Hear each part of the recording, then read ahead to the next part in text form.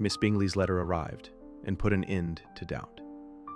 The very first sentence conveyed the assurance of their being all settled in London for the winter, and concluded with her brother's regret at not having had time to pay his respects to his friends in Hertfordshire before he left the country.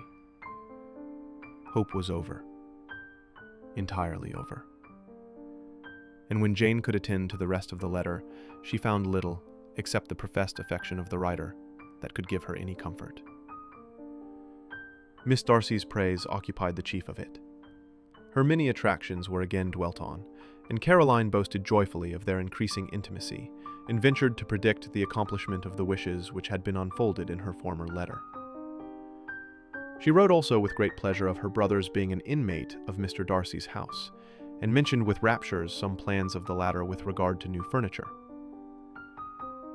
Elizabeth, to whom Jane very soon communicated the chief of all this, heard it in silent indignation.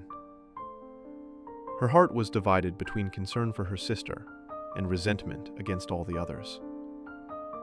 To Caroline's assertion of her brother's being partial to Miss Darcy she paid no credit.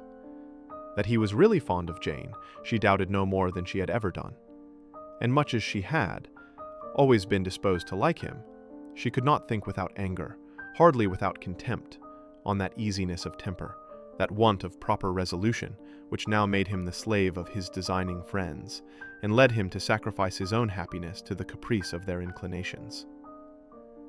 Had his own happiness, however, been the only sacrifice, he might have been allowed to sport with it in whatever manner he thought best. But her sister's was involved in it, as she thought he must be sensible himself. It was a subject, in short, on which reflection would be long indulged, and must be unavailing. She could think of nothing else, and yet, whether Bingley's regard had really died away, or were suppressed by his friend's interference, whether he had been aware of Jane's attachment, or whether it had escaped his observation, whichever were the case, though her opinion of him must be materially affected by the difference, her sister's situation remained the same, her peace equally wounded. A day or two passed before Jane had courage to speak of her feelings to Elizabeth.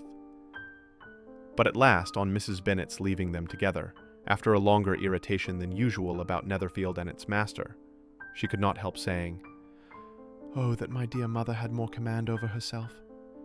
She can have no idea of the pain she gives me by her continual reflections on him. But I will not repine. It cannot last long.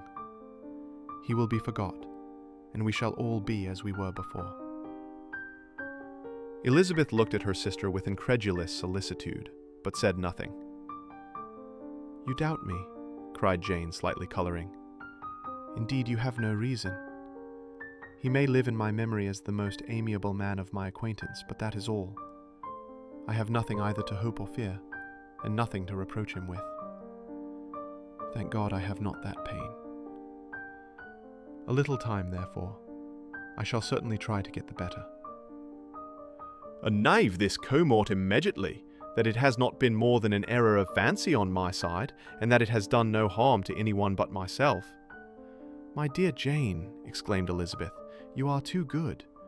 Your sweetness and disinterestedness are really angelic. I do not know what to say to you. I feel as if I had never done you justice, or loved you as you deserve." Miss Bennet eagerly disclaimed all extraordinary merit, and threw back the praise on her sister's warm affection. "Nay," said Elizabeth, "this is not fair. You wish to think all the world respectable, and are hurt if I speak ill of anybody. I only want to think you perfect, and you set yourself against it.